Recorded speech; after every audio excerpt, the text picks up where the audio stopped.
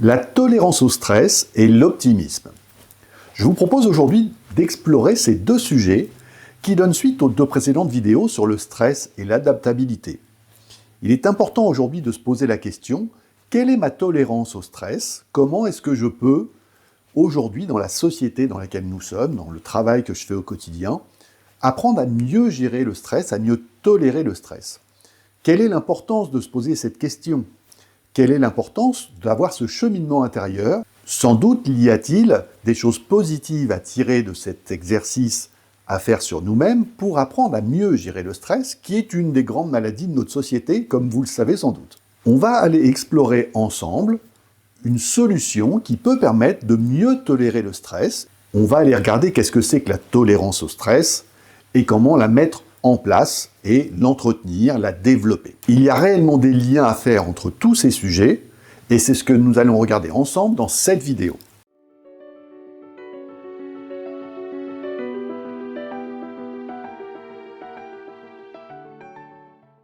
La tolérance au stress. Alors qu'est-ce que c'est? Eh bien c'est tout simplement la capacité que nous avons à gérer des situations, qu'elles soient professionnelles ou personnelles, comme toujours, qui peuvent être des situations inattendues, qui peuvent être des situations qui nous mettent dans un inconfort, mais qu'on va réussir à réguler, à mieux gérer. Et ça, cette tolérance au stress, elle est différente chez chacun d'entre nous, puisque nous ne sommes pas sensibles, les uns et les autres, au même type de stress, aux mêmes intensités de stress, et donc la tolérance au stress est différente chez chaque personne.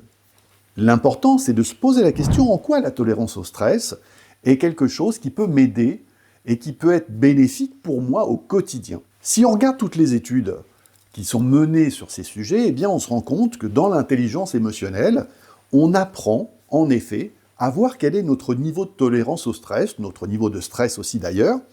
Eh bien, il y a un sujet qui va être lié à ces deux autres sujets, c'est l'optimisme. Pourquoi l'optimisme peut être une solution pour apprendre à mieux gérer, à mieux réguler le stress? Tout simplement parce que la perception que l'on a quand on est optimiste, eh bien, va venir dédramatiser les sujets, va venir faire fonctionner notre raisonnement pour voir, comme on dit dans le langage courant, eh bien, on va regarder plutôt la moitié du verre plein plutôt que la moitié vide. Et ça, c'est une vraie force que l'on peut apprendre à développer et qui nous permet au quotidien de dédramatiser. Donc, c'est-à-dire de faire en sorte que le niveau de stress que l'on ressent par rapport à une situation puisse retrouver un niveau normal parce qu'on comprend et on analyse les situations et l'analyse des situations nous permet de se rendre compte qu'elles ne sont pas aussi dramatiques des fois que l'histoire que nous sommes en train de nous raconter à nous-mêmes face à certaines situations. Alors vous voyez, ces sujets sont vraiment importants et intéressants parce que une des plus grandes maladies du siècle, et vous le savez, c'est le stress. D'ailleurs, une des études qui est sortie récemment par Payfit dans les éditions Tissot, eh bien, montre, par exemple, que 82% des DRH et des dirigeants sont au bord de l'épuisement et ne vont pas bien psychologiquement. Alors quand on dit ça, en fait on parle de quoi? Eh bien on parle de stress. Parce que la société, aujourd'hui, génère énormément de stress. On en a parlé dans la première vidéo sur le stress, pas que la société, les médias et autres. Et donc si on n'apprend pas à réguler, on n'apprend pas à être plus tolérant au stress, on n'apprend pas à remettre les choses à leur juste niveau, eh bien on en arrive à ces extrêmes. 82% des DRH et des dirigeants sont au bord de l'épuisement. Alors c'est quand même terrible, et il y a d'autres chiffres qui sont pas terribles aussi en France, alors je parle de la France dans cette étude. Quand on regarde ce pourcentage qui est quand même extrêmement élevé, 82%, on peut se poser la question aussi pourquoi est-ce qu'on continue à être dans les mêmes pratiques, dans la même vision des choses, dans les mêmes réactions, et qu'on ne change pas les systèmes qui ont provoqué cette situation. C'est ça qui peut être surprenant, et dans les neurosciences, ça s'explique au niveau du fonctionnement de notre cerveau. Et ces vidéos, si elles peuvent avoir une utilité, ce que j'espère, eh bien, c'est justement de vous faire prendre conscience que ce ne sont que des systèmes qui sont en place, qui nous empêchent de prendre la décision de changer les méthodes et les systèmes qui sont en place pour pouvoir les améliorer afin de faire baisser ce niveau de stress, de devenir plus tolérant au stress. Et ça, c'est extraordinaire, parce que moi qui fréquente et qui ai rencontré beaucoup d'entreprises, comme vous le savez, des milliers de dirigeants d'entreprises et de DRH, dans différents domaines, tous les domaines que vous pouvez imaginer, eh bien j'ai toujours, pratiquement, on ne va pas mettre tout le monde dans le même panier, mais dans la grande majorité des cas, j'ai constaté qu'il y avait en effet un regard sur les situations où on prenait conscience en effet qu'il y avait un problème dans la société, dans l'entreprise, un problème d'attractivité, un problème d'absentéisme, un problème voire de burn-out, un problème de démission, un problème de... Mais tous ces problèmes-là, mais on ne prend pas les décisions et on ne va pas regarder et reconnaître que ces problèmes-là peuvent découler des systèmes que l'on a mis en place. Et donc, on ne change pas le système, on continue à penser que ça va changer en gardant les mêmes méthodologies, mais en se disant, je continue à faire comme avant, mais j'en attends un résultat différent. Mais ça ne peut pas fonctionner comme ça. Et d'ailleurs, ça ne fonctionne pas comme ça, puisque vous voyez bien que les problématiques en entreprise continuent à être les mêmes depuis des années, et s'accentuent avec le temps, et que ces pourcentages qui étaient, il y a 4-5 ans, plutôt à 60-62% des dirigeants, des DRH qui, psychologiquement ou physiquement, n'allaient pas bien, se sentaient épuisés, fatigués psychologiquement, on est passé à 82%, et on n'est pas loin des 100%, donc on va peut-être y aller. Alors, bien sûr, il y a toujours des exceptions, et tant mieux, mais ça doit nous alerter à un moment donné sur le fait que ce que l'on a mis en place, ce n'est pas que ce n'était pas valable, ça a été valable pendant des années, mais ce n'est plus adapté. Et donc il faut adapter, encore une fois, et nous adapter au mouvement, à ce qui est en train de se passer, à la société, aux besoins, et nous écouter un peu plus, faire un peu plus attention à nous, de façon à pouvoir faire en sorte que les systèmes que l'on va changer, soit les systèmes qui économiquement soient viables pour notre entreprise, parce que quand on parle d'une entreprise, bien évidemment, il y a une rentabilité financière derrière, et je l'entends, et c'est ok ça, mais que les systèmes que l'on met en place correspondent et répondent à nos besoins. Et c'est à ce moment-là qu'on va voir et qu'on va constater des changements, et que le niveau de stress va baisser, et donc que tout le reste qui est lié à cela va aussi baisser. C'est-à-dire, dont je vous parlais, l'absentéisme, le burn-out, les démissions, le manque d'attractivité, le manque de main-d'œuvre, etc., etc. Il y a un énorme sujet à regarder là, et je constate que rarement, ou peu de dirigeants se posent la question, ou en tous les cas prennent conscience que ce sujet est intimement lié, ces deux sujets sont intimement liés, et qu'il faut absolument prendre conscience qu'on ne fera pas quelque chose de nouveau avec de l'ancien, ça c'est un fait, mais pour autant on continue à mettre les méthodologies anciennes en espérant que ça donne quelque chose de nouveau.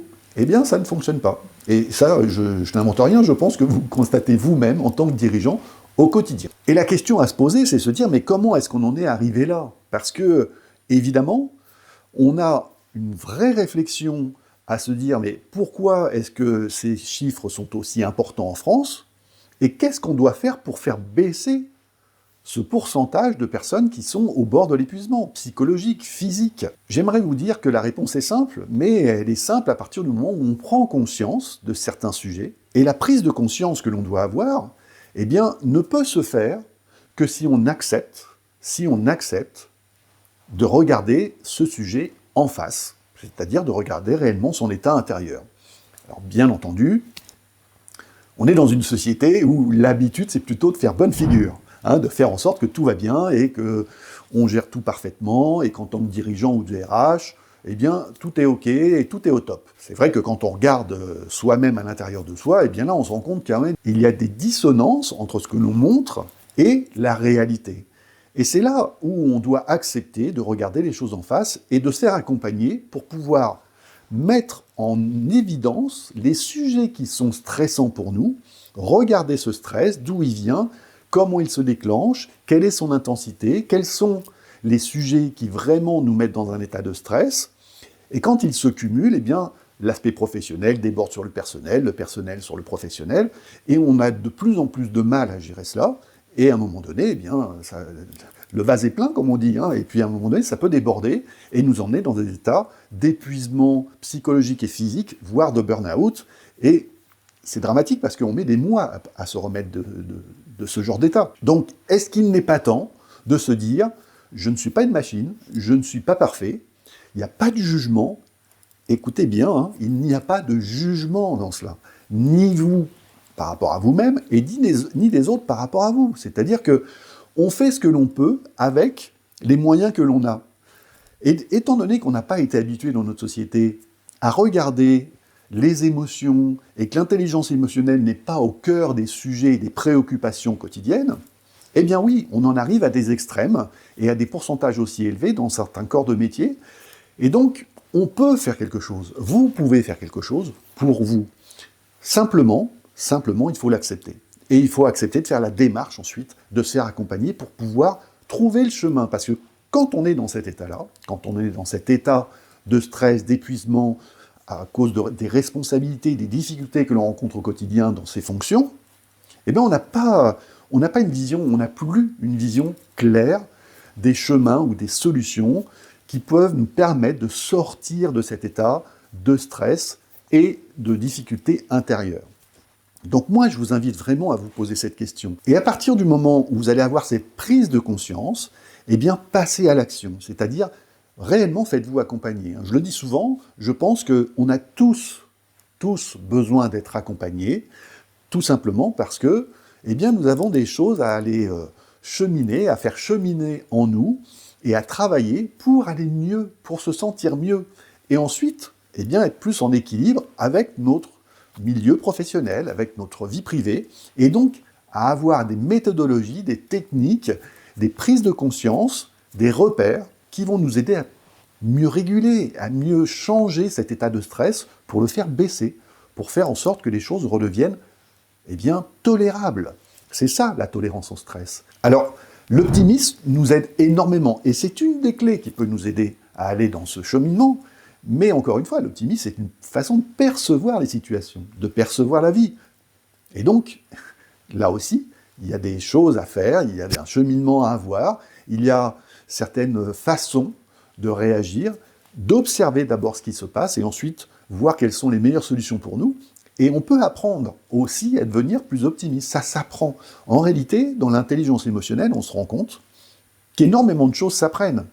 Et tout simplement, la société ne nous a pas appris ces choses-là.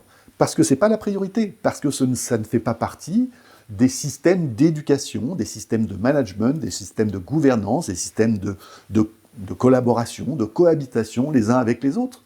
Et donc, on s'est perdu, entre guillemets, à aller dans les extrêmes, dans d'autres sujets, l'aspect matériel, l'aspect possession, l'aspect développement, l'aspect économique, etc., qui ne sont pas des mauvaises choses en soi.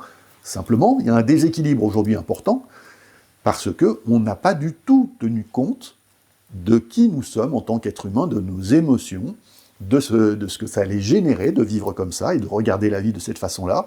Eh bien, la conséquence de cette vision de la vie, c'est l'explosion du stress et un manque de connaissances, un manque de savoir-faire dans la gestion de nos propres émotions pour être plus tolérants au stress et développer d'autres compétences émotionnelles qui vont nous aider à vivre beaucoup plus en harmonie avec les choses, d'une façon beaucoup plus sereine, et qui vont nous aider aussi à avoir de meilleures relations avec les autres, de mieux communiquer.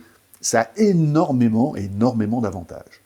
Donc, voilà ce que je pouvais vous dire sur la tolérance au stress et son importance aujourd'hui, sur la prise de conscience qu'on doit avoir, parce que ces pourcentages et ces études, quand elles nous montrent des taux de stress et de mal-être quelque part, de certaines professions. Et dans la société, il y a quand même énormément de gens, je pourrais vous parler aussi des études sur la jeune génération, 20-30 ans, voilà, il y a vraiment plein de sujets, factuellement, sans dramatiser les choses, mais factuellement, on regarde les choses et on se rend compte qu'il y a un vrai sujet, et que ce sujet passe par la gestion des émotions, la reconnaissance de nos émotions, la gestion des émotions et surtout la régulation de nos émotions, et ça s'apprend.